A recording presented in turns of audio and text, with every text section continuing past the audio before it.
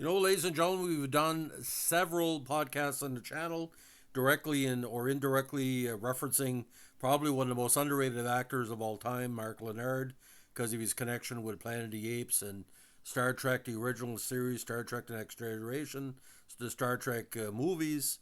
But him playing Sarek at his last in the Star Trek episode Sarek, season 3, episode 23, came out ironically Mother's Day week in 1990. Probably one of the saddest and the most gripping episodes because not too much action occurs, but here Sarek is suffering from pretty well say Vulcan Alzheimer's. Now, the 23rd episode of the third season was the 71st episode overall. It was originally released on May 14, 1990 in syndication. The story for the episodes was created by Mark Cushman and Jake Jacobs, with the teleplay written by Peter S. Beagle, and it was directed by the great Les Landau. Now, set in the 24th century, the series follows the adventures of Starfleet crew of the Federation starship Enterprise D. Now, in this episode, Sarek, a longtime representative of the planet Vulcan and the father of Spock, he's highly regarded, but at this time he's very elderly, 202 years of age. Is ferried by the Enterprise on his final mission for the Federation. While he's aboard the ship, the crew experiences an outbreak of irrational anger amongst themselves. It is revealed that Sarek has a Bendy syndrome, which is telepathically causing the problems among the crew. It is only resolved after a Vulcan mind melts with Captain Jean-Luc Picard, Patrick Stewart.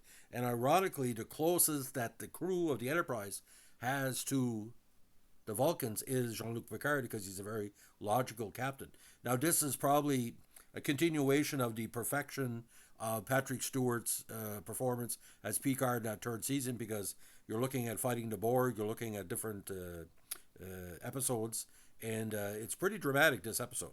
Now, the appearance of Lenard was originally suggested by Roddenberry as an alternative to an appearance by Leonard Nimoy, as it was expected it would be too expensive to have the latter actor reprise the role of Spock on television. But they were wrong, of course.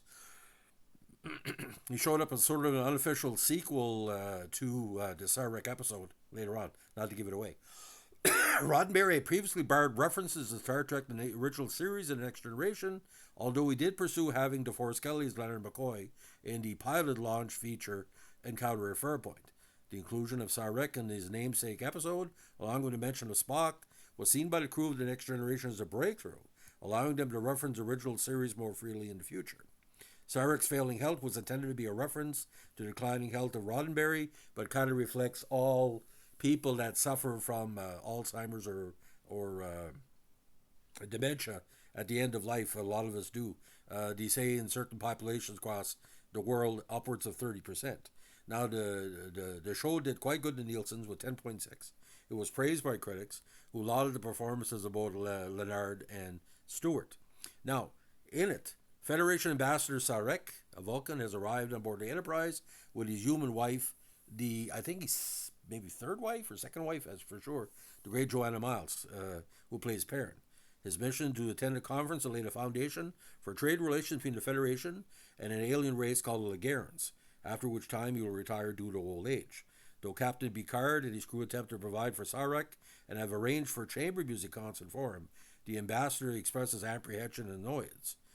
Ironically, in one of the most dramatic scenes in Star Trek history, Picard and his aides of Sarek are heavily surprised when Sarek starts crying in the middle of his performance, emotional trait Vulcans normally suppress. And there's a very touching scene where his wife is wiping away the tear. It really got to me because even in repeats, and it's being repeated on CTV Sci-Fi this week, it's just so jarring to see Sarek in that way because in many ways Sarek was superior to Spock because he wasn't half Vulcan. He was fully Vulcan. Now, across the ship, like they had mentioned, the crew members act with uncharacteristic hostility towards another, leading to a large brawl in the 10 forward lounge. And previously, Wesley and Geordi are fighting over a woman, and that's probably the only weakness of the episode. Would Geordi take on Wesley in a fight? No, it didn't make any sense. Now, the onset of the events is tied to Sarek's arrival. Ship's counselor Troy and Chief Medical Officer Crusher believe Sarek may be suffering from Bendii syndrome, a degenerative neurological disease that only affects aged Vulcans. This condition causes individuals to lose control of their emotion and emit broadcast empathy, destabilizing the emotions of others around him. Picard attempts to approach Sarek about this, but Sarek aides denied that there are any problems. Picard asks Lieutenant Commander Data to speak with Sakat, played by Rocco Sisto, Sarek's second assistant, who has mutual respect with Data. Data confirms that Sakat has been attempting to channel his emotional strength into Sarek, but has been overwhelmed with the pressures of the conference. Picard directly confronts Sarek in the matter, who attempts to deny the problem. Illogical. When Sarek breaks down emotionally in front of Picard, Picard realizes they may need to cancel the conference. Now, as Picard prepares to cancel with the Ligarans, Perrin arrives and suggests an alternate option. Sarek could mind meld with another, allowing him to temporarily transfer his emotions onto someone else. This would leave Sarek able to successfully complete the conference and maintain his dignity, reputation, and honor. Sarek, however, warns of the possible dangers to the receiver's mind from Sarek's strong emotions. Picard willingly agrees to be the host. Sarek performs a mind meld with Picard and is able to return full control of his emotions for the duration of the conference. However, Picard, monitored closely by Dr. Crusher, suffers through the numerous emotions that Sarek has pent up for years, including his regrets of not being able to show his love for his dead wife Amanda, their son Spock, or his current wife Perrin.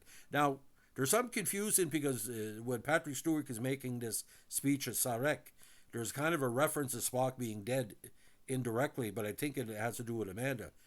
Did you know I could never feel like tenderness?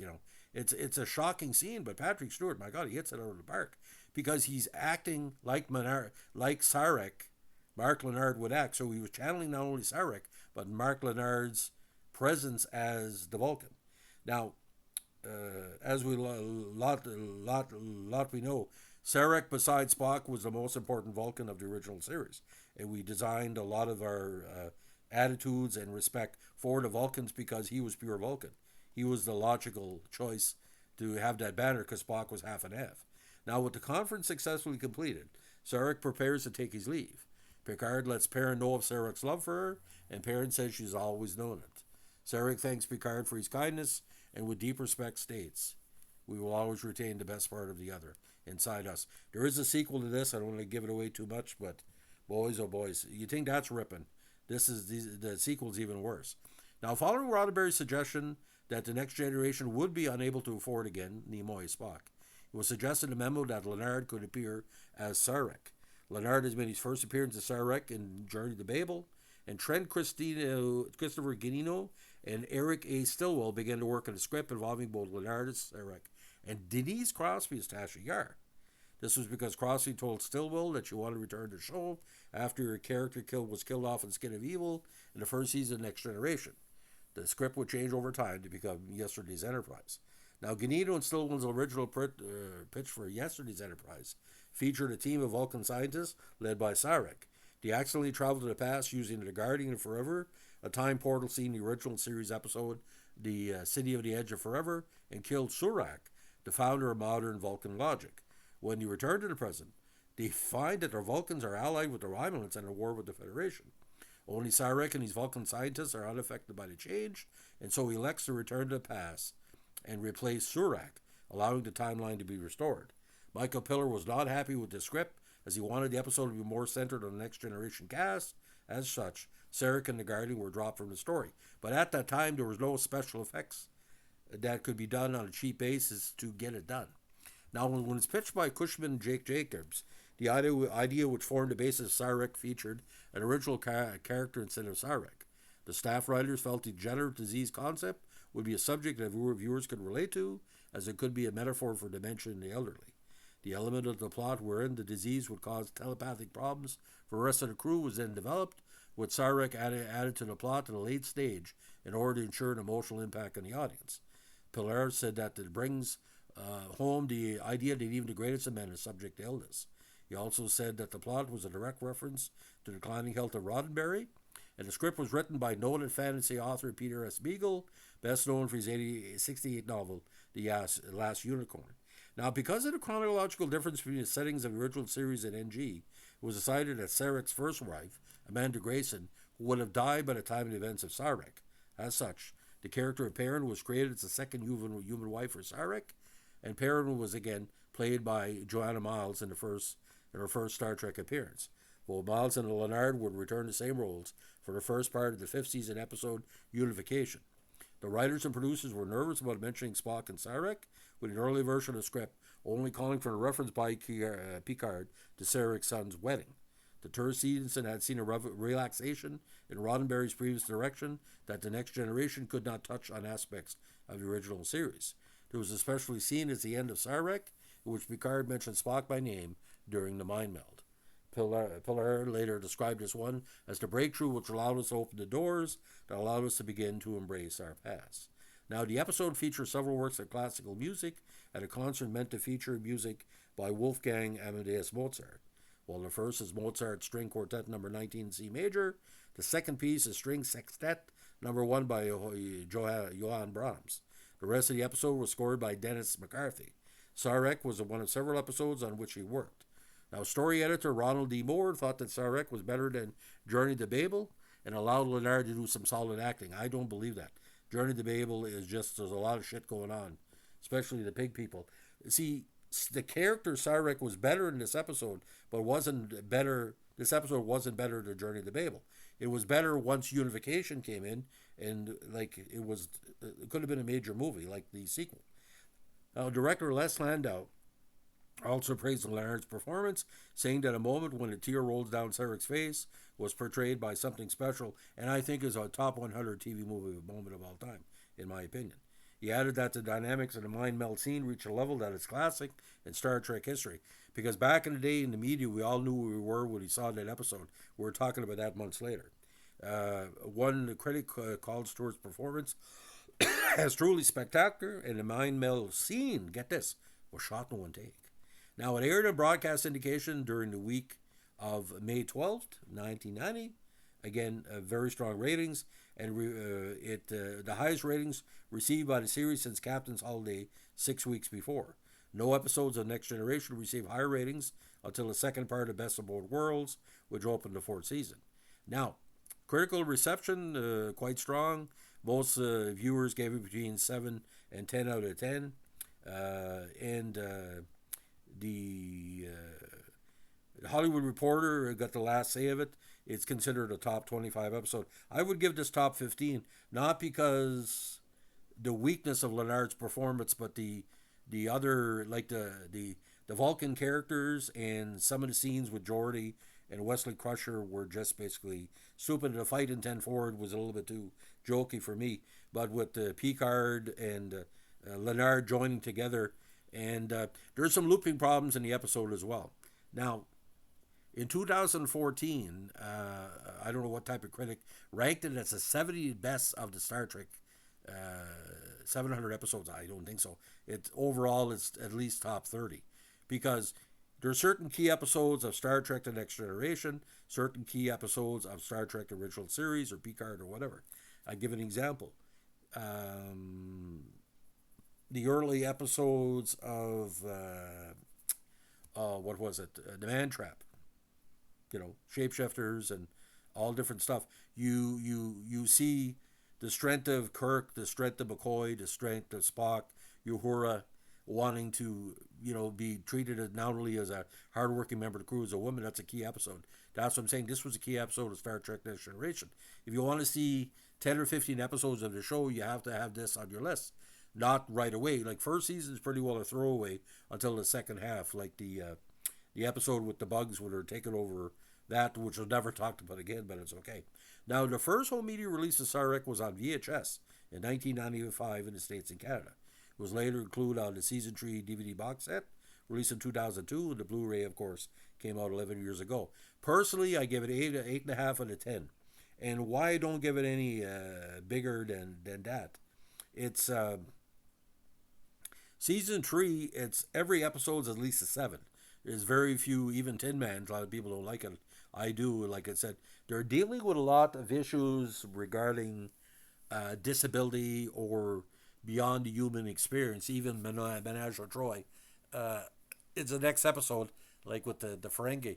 But I think this really works. But the weakest thing in the episodes is Riker's not given much to do, because if Riker was basically kind of the Spock to Picard, okay, technically, should he have more to say in the situation? Would he have not taken on the burden rather than put the captain in jeopardy? Why would you put your number one in jeopardy where the number two is in place like for example, the original pilot, the Cage. The captain went down. He was captured. He shouldn't have been. You know what I'm saying? It's a weird thing. Anyway, that's what I thought. But Mark Lenard, I really miss him. I really enjoyed him at everything he did, like Planet of the Apes as well. Very underrated.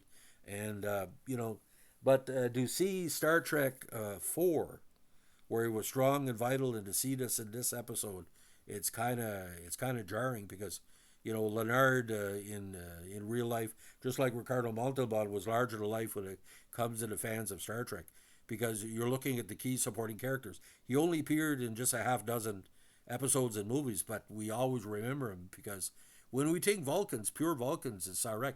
He's the guy, and he's been portrayed different ways as a younger version, or in the movies and stuff. But there. I hope you take this the right way. If you're ever going to recast this guy, you should consider like George Clooney. George Clooney make a great Vulcan.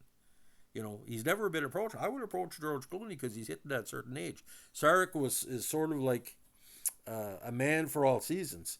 Very proud to be a Vulcan, but he'll back down when he has to. He said it was a good it was the right decision at the time, like the famous two-finger emotion of Journey to Babel. By the way, do me a favor, ladies and gentlemen, if you like this podcast, go into your archives, Star Trek fan. Watch Journey to Babel, okay? Watch Sarek, and then watch Unification back to back. Take an afternoon. And, it's just so fascinating that you could do this episode in tribute to Gene Roddenberry and also burying him in the same episode, because he finally said, listen, fuck this. I know where you're coming from, but you can't. It's your creation. We're going to celebrate it. And that started his final decline. And I hope you take this the right way. Gene Roddenberry is not my favorite type of creator because he manipulated a lot of women during his life. If you know what I'm saying. And he didn't do everything he promised to do in regarding, homosexual rights and female rights and stuff like that. Eye candy and whatever. But the Jonathan Frakes and Patrick Stewart. Because Jonathan Frakes' character was sort of like his creation, like Roddenberry's creation.